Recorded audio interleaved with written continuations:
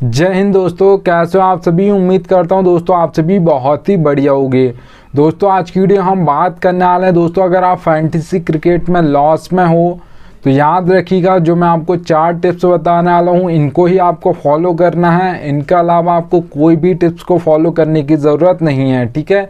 तो याद रखिएगा इन 4 टिप्स को आप फॉलो कर लीजिएगा। और इनके अलावा अगर आप कोई दूसरी टिप्स को फॉलो करती हो तो ये गलती बिल्कुल भी मत कीजिएगा, ठीक है। याद रखिएगा। चलिएगा दोस्तों आगे बढ़ूँ उससे पहले बोल रहा हूँ, अगर आप टेलीग्राम पर नहीं जुड़े हो तो याद से जुड़ जाइएगा, क्योंकि दोस्तों फैंटेसी में आपको 100 से ज़्यादा चैनल्स देखने को मिल जाएंगे। सब आपको प्लेयर्स के स्टेट दिखाकर कंफ्यूज कर देंगे।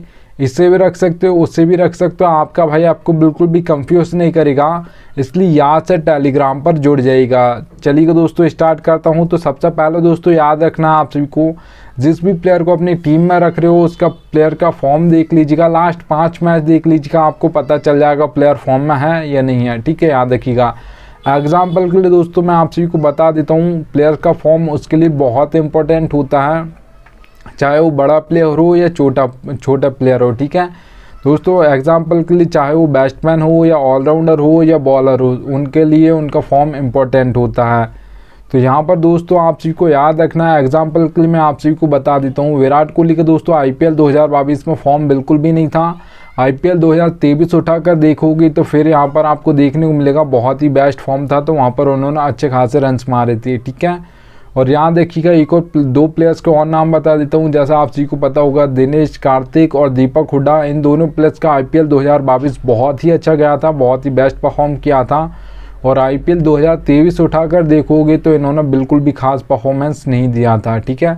तो प्लेयर तो वही हैं, ईयर चेंज हुआ और फॉर्म चली गई तो वही प्लेयर फ्लॉप हो गए। और जैसे ही जब फॉर्म चल रहा था तो लगातार कंसिस्टेंसी के साथ वही प्लेयर आपको परफॉर्मेंस करके देगा, ठीक है। याद रखिएगा। तो आपको यहाँ पर प्लेयर्स का फॉर्म इम्पोर्टेंट होता है। चलिएगा दोस्तों यहाँ पे आगे बढ़ूँ उससे पहला बोल रहा हूँ, सबसे बेस्ट एप्लीकेशन दोस्तों फैंटेसी की जानना चाहते हो तो विजन 11 सबसे बेस्ट एप्लीकेशन है। यहाँ पर खेलोगी तो फ़ायदा क्या होगा वो बता देता हूँ।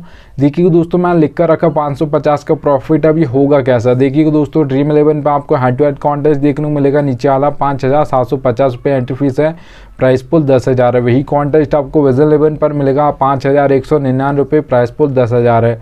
तो दोनों का प्राइस पुल 10,000 है, पर ड्रीम 11 550 रुपये ज़्यादा लेती है, विजन 11 550 रुपये कम लेती है, ठीक है। तो ये एक तरीके का आपके पैसे बच गए, उसका मतलब आपको प्रॉफिट हो गया खेलने से पहले। अब जरूरी नहीं है दोस्तों आपको ये बड़े ही कॉन्टेस्ट खेलना हो, 2000 3000 ऐसे जरूरी नहीं है। आप 100 रुपये का खेलते हो, 200 रुपये का कॉन्टेस्ट खेलते हो, 300 रुपये का खेलते हो, यहाँ पर खेलिएगा आपका कुछ ना कुछ पैसे बच जाएंगे, इतना याद रखिएगा। तो एप्लीकेशन का लिंक दे दिया, डाउनलोड कर लीजिएगा। चलिएगा दोस्तों सेकंड नंबर की हम टिप की बात करते हैं। तो यहाँ पर आप दोस्तों देख पा रहे हो पिच रिपोर्ट, ठीक है। आपको पिच रिपोर्ट दोस्तों T20 और ODI मैच इसके लिए इंपॉर्टेंट होती है, क्योंकि आपने देखा होगा दोस्तों कोई भी कैप्टन टॉस जीतता है तो टेस्ट मैच में 50-50 चांस होता है, वो बॉल फर्स्ट भी कर सकता है या बैट फर्स्ट भी कर सकता है पिच को देखकर, ठीक है। जबकि यहाँ पर T20 और ODI मैचेस में आपने देखा होगा दोस्तों, वहाँ पर कोई भी टॉस जीतता है तो बॉल फर्स्ट ही करता है। 9-10 में से आप मान सकते हो 9 टाइम्स वो ऐसे ही करेगा, बॉल फर्स्ट करेगा, फील्डिंग पहले करेगा, ठीक है। याद रखिएगा।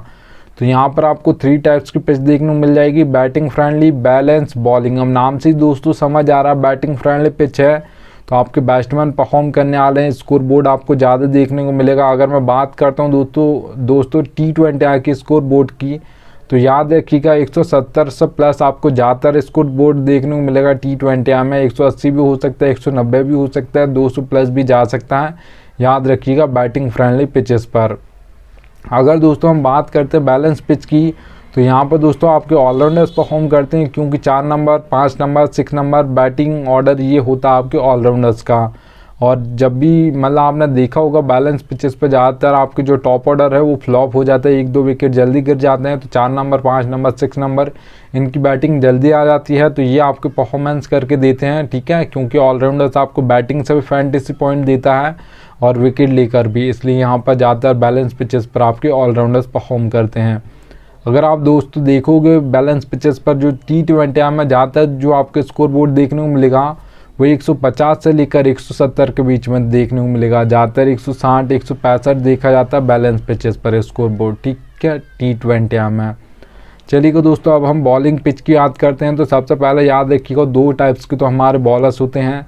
एक आपके पेसर्स होते हैं जिसे आप फास्ट बॉलर्स बोलते हो, एक आपके स्पिनर्स होते हैं। ज़्यादातर जो विकेट लेते हैं दोस्तों आपके पेसर्स लेते हैं, क्योंकि वो आपके पावर प्ले में बॉलिंग करते हैं, उसके बाद डेथ में करते हैं। जहाँ पे सबसे ज़्यादा विकेट गिरते हैं दोस्तों डेथ ओवर्स में, उससे 1-2 विकेट आप मान सकते हो कम गिरते हैं वो आपके पावर प्ले में। 2 से 3 विकेट गिर जाते हैं कभी कभी, और कभी 2 ही गिरते हैं, ठीक है। और मिडिल ओवर्स में तो दोस्तों आपको 1 चौका मारना हर ओवर में, और उसके बाद आपको सिंगल डबल लेने हैं। जबकि पावर प्ले में आपको चौके या छक्के मारने पड़ते हैं वहाँ पे, क्योंकि आपको पावर प्ले का यूज़ करना है। और जबकि डेथ ओवर्स में हर बॉल पर बल्ला चलाना होता है, भले आप सेट हो या नहीं हो, ठीक है। तो याद रखिएगा बॉलिंग पिचेस पर दोस्तों जो आपको T20 में स्कोर बोर्ड देखने को मिलेगा, वो देखने को मिलेगा दोस्तों 130 से लेकर 150 के बीच में, 140 145 ज़्यादातर देखा जाता है बॉलिंग पिचेस पर स्कोर बोर्ड, ठीक है, याद रखिएगा।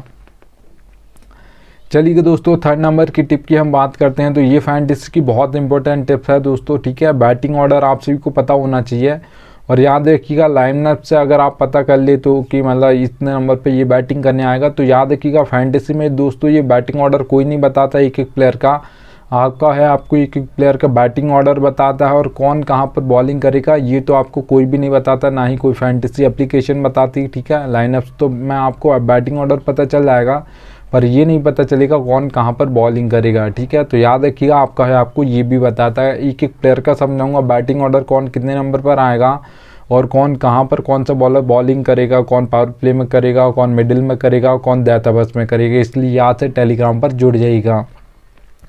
देखिए दोस्तों कैसे समझाऊंगा वो बता देता हूँ। देखिए 4 सेक्शन आपको सभी एप्लीकेशन पर देखने को मिलेंगे, wicket keeper, batsman, allrounder, bowler, ठीक है। और रोहित शर्मा के सामने 2 नंबर लिखा है, विराट कोहली के सामने 3 नंबर लिखा है, हार्दिक पांड्या के सामने 5 नंबर। ये बैटिंग ऑर्डर हो गया, ठीक है।